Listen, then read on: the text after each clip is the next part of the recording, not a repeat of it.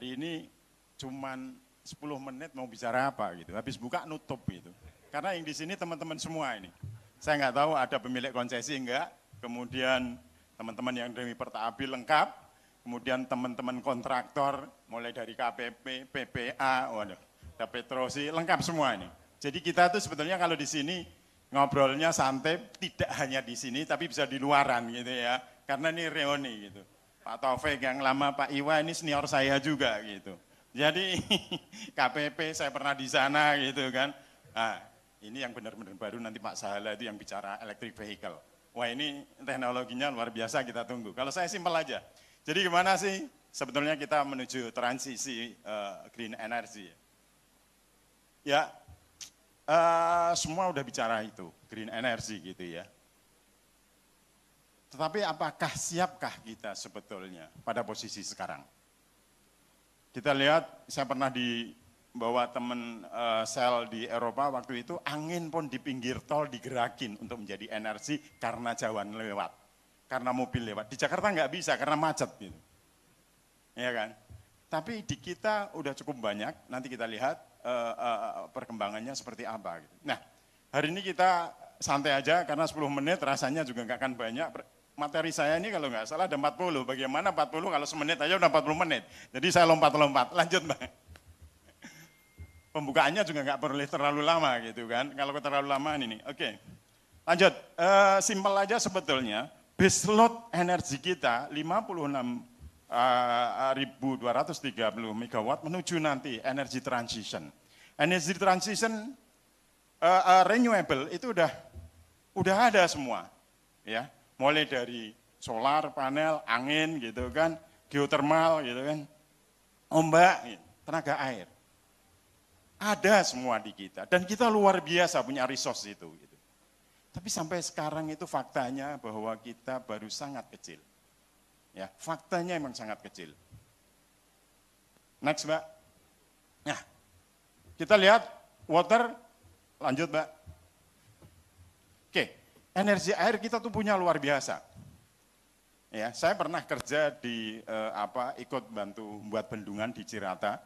Itu kita di Jawa sudah ada semua yang namanya energi air itu dibendung semua. Bahkan kalau nggak salah Citarum itu satu sungai aja udah dibendung 3. Mulai dari atas itu Saguling, kemudian Cirata saya ikut desain waktu itu tunnelingnya, kemudian di bawah Jatiluhur. Itu kita udah jalanin gitu. Tapi yang menarik, ini sebentar lagi di Kalimantan Utara akan punya energi air terbesar. Nah ini plus dulu nih untuk Kalimantan nih. Ya. Jadi Adaro energi dengan Adaro mineralnya sebentar lagi akan berada di kawasan industri Kalimantan Utara. Pak Tri itu lebih ini Pak Tri ya, salah satu yang aktif di sana. Tetapi balik lagi, penyiapannya berapa lama? 3 tahun, 4 tahun, 5 tahun kita nggak ada yang tahu. Sekarang industrinya lagi dipersiapkan. Ya. Kemudian menuju ke sana tetap aja bahwa kita semua yang terlibat di sini, hampir semuanya yang terlibat di sini adalah pemain di coal industry. Mau concession owner-nya, mau kontraktornya, mau vendornya gitu, penyuplai oli segala macam. Itu akan jadi energi air terbesar di Indonesia, di Kalimantan Utara. Jadi itu pun menuju ke sananya mesti pakai transisi. Transisi yang dilakukan apa? Akan bangun PLTU dulu yang nanti coal-nya akan diambilkan dari PKN untuk menuju transisi. Nah, itu energi air kita punya luar biasa, tetapi kita udah banyak kembangin. Itu masih jauh dari kebutuhan kita. Lanjut. Kemudian energi surya, tenaga matahari udah dikembangkan gitu. Nah, menarik bahwa company-company besar sudah mulai tertarik gitu. Ini ada Adaro, ada ini sudah pada masuk gitu. Tapi yang skala kecil, mikropon perumahan sudah mulai gitu. Tapi saya dengar-dengar regulasinya, saya nggak tahu persis juga regulasinya, itu sudah mulai dibangun. Karena regulasi sebetulnya kalau perumahan benar-benar terjadi, beberapa negara Eropa juga ada, bahwa keluar masuk pada saat siang gitu, kita terima energinya, malam kita pakai, kalau lebih dijual ke PLN gitu. Tetapi saya kurang tahu persis pelaksanaannya seperti apa gitu ya. Lanjut. Ini energi Sorsa yang gede-gede, Medco udah terlibat, Adaro terlibat gitu ya. Semua udah mulai concern ke situ. Jadi memang ini masa-masa transisi energi ya, menuju ke energi hijau. Lanjut. Lanjut. Angin ini kita punya trial yang di Sidrap, Sulawesi Selatan. Dengan yang pernah saya baca investasinya 150 juta. Tetapi ternyata juga kemudian tidak begitu, saya nggak tahu persis efisiensinya seperti apa. Ternyata baru ini dan kemudian saya dengar lagi Batang mau dikembangkan siapa lagi. Tapi ini juga efisiensinya seberapa besar itu kita belum ada laporan yang komprehensif. Lanjut. Nah, panas bumi luar biasa ya. Ini yang kita punya 30.000 megawatt, kemarin kita PLTU bicara 35.000 watt, ini pun sebetulnya udah cukup. Tapi investasinya luar biasa. Teman-teman mungkin ada juga yang concern ke sini, ini luar biasa. Ini udah mulai dan bahkan sekarang company-company yang terlibat di sini pada saat IPO itu laris banget. Pertama kali yang IPO yang namanya PGO, yaitu Pertamina Geothermal Energy itu luar biasa. Belum lama yang IPO grupnya Pak Prayogo, betul, itu luar biasa gitu. Masyarakat sebetulnya udah menuju ke sana, tetapi memang persiapannya perlu support yang luar biasa, perlu biaya yang luar biasa. Nah, teman-teman saya juga banyak di sini, ya ayo kalau kita mau ada duit, mau ke sana, tetapi balik lagi regulasinya pemerintah juga harus dipercepat untuk membantu supaya lebih bagus lagi. Oke, lanjut. Nah, ini penyebaran geothermal, kita itu geothermal luar biasa di Indonesia, ring of fire, mulai dari Sumatera sampai menyebar ya, kemudian sampai Jawa dan kemudian melingkar sampai termasuk sebagian Sulawesi, banyak. Jadi kita punya green energy luar biasa yang bisa kita kembangin. Lanjut. Lanjut. Nuklir. Di kita itu di EBTKE, saya pernah baca, nuklir itu bagian dari green energy. Tapi pertanyaannya, apakah kita sudah siap menerima itu? Itu ada studi sekian lama, saya nggak tahu berapa tahun, ada batan dan segala macam gitu ya. Tapi implementasinya sampai sekarang belum. Apalagi kemudian ada dulu Chernobyl, yang terakhir Fukushima. Bahkan sebulan 2 bulan yang lalu, limbahnya Fukushima dibuang ke laut, itu jadi pertanyaan besar.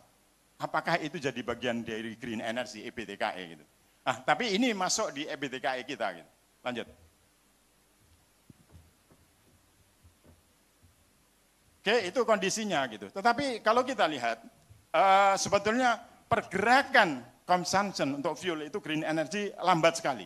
Nah, ini kita bisa dilihat primary energy yang ada di Indonesia seperti apa. Pergerakannya cukup lambat.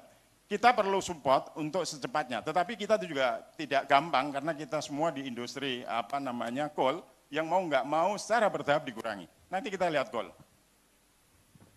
Ini pergerakan primary energy kayak apa Indonesia, lanjut aja Mbak ke coal. Nah, lihat aja, tadi balik lagi, oke. Yang lihat itu yang green energy, renewable energy, itu yang hijau. Lambat sekali pergerakannya. Kita berharap ini coal itu yang di bawah, kemudian agak kurang, yang hijau cepatnya bergerak. Nah, itu harapan kita semua. Tapi betul nggak kita siap menuju ke sana? Lanjut. Oke, nah. Ada beberapa PR yang harus kita kerjakan, jaringan listrik Indonesia harus dibenahin. Sekarang itu interconnected belum selesai.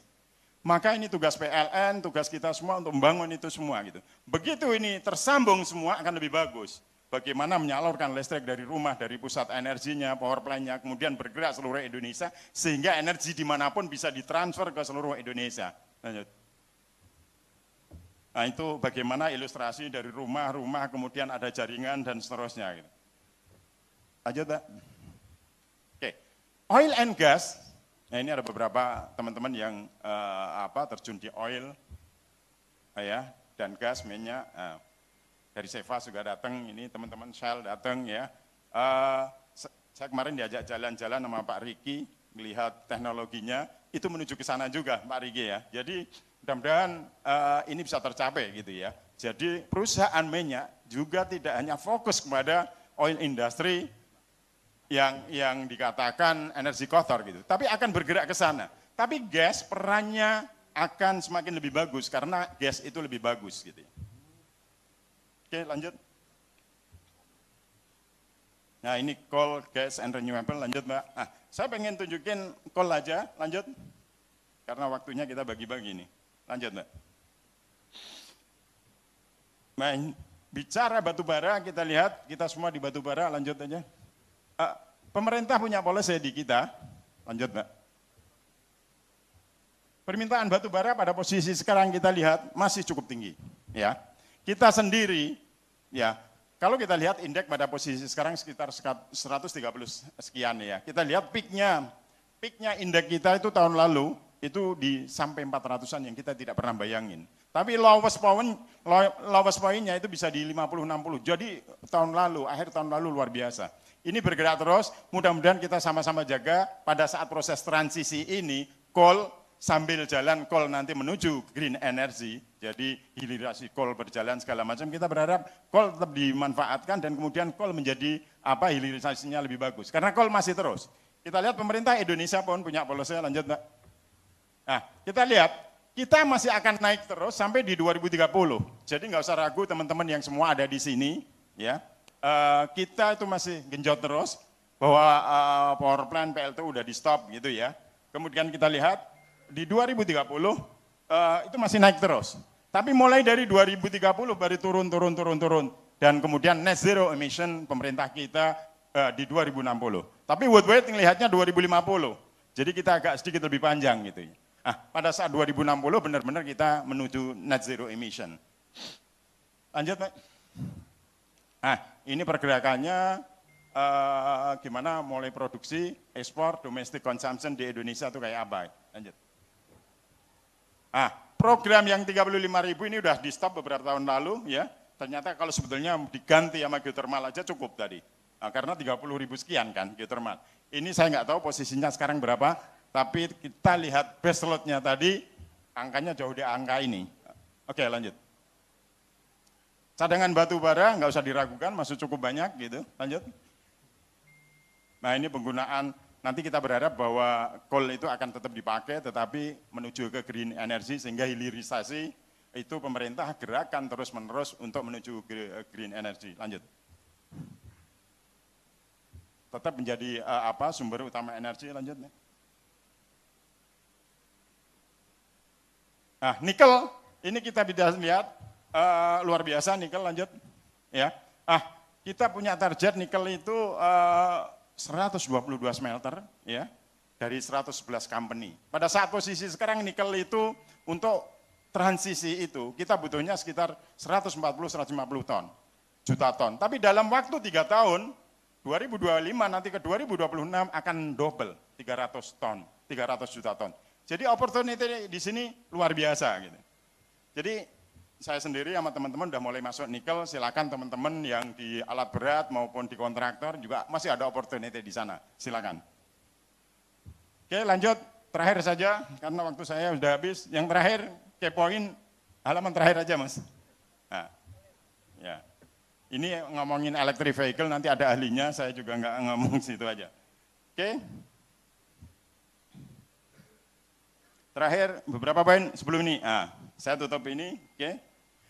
Perlu dukungan yang memang regulasi dan infrastruktur yang memadai untuk menghasilkan green energy yang terjangkau.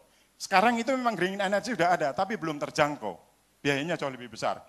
Yang kedua, permintaan batu bara Indonesia meningkat sampai tahun 2030, setelah itu menurun. Tapi secara bertahap, hilirisasi coal akan terus bergulir. Kemudian nikel, sebagai salah satu bahan baterai, itu akan meningkat terus. Seperti saya sampaikan tadi, bahwa dalam 3-4 tahun ke depan akan naik double. Dari 140-150 ton menjadi 300 ton. Kemudian boksit, ada peningkatan, cuman kemarin boksit karena ekspor boksit di stop, dan kemudian smelter itu cuma 2, maka kemudian di stop sama pemerintah. Tapi bertahap saya yakin, karena ini akan menjadi bahan baku aluminium dan menjadi bahan baku mobil nantinya yang dipakai untuk electric vehicle terus berkembang gitu. Dan terakhir, peran industri alat berat termasuk ya ahli-ahli alat berat, serta ABI masih terus diperlukan untuk support transisi green energy. Terima kasih. Assalamualaikum warahmatullahi wabarakatuh. Nah, saya juga mau nutup dengan semangat pagi, Pak. Nah, Oke, sama-sama. Semangat pagi. Ya, selamat bertani bisa. Luar biasa Pak Ahmad Haris pemaparannya. Waktunya kurang cukup ya Pak, harusnya 1,5 jam ya Pak Haris ya. Baik, nanti kita bisa bedah lagi pemaparan Pak Haris nanti di sesi tanya jawab ya Bapak Ibu. Silakan yang ada pertanyaan nanti di akhir sesi akan saya panggilkan yang ingin memberi pertanyaan. Kemudian dari Bapak Ibu yang online juga bisa memberikan pertanyaan, nanti kita akan pilih secara online. Oke, kita lanjut untuk ke pemateri kedua, Bapak Iwa, silakan Bapak.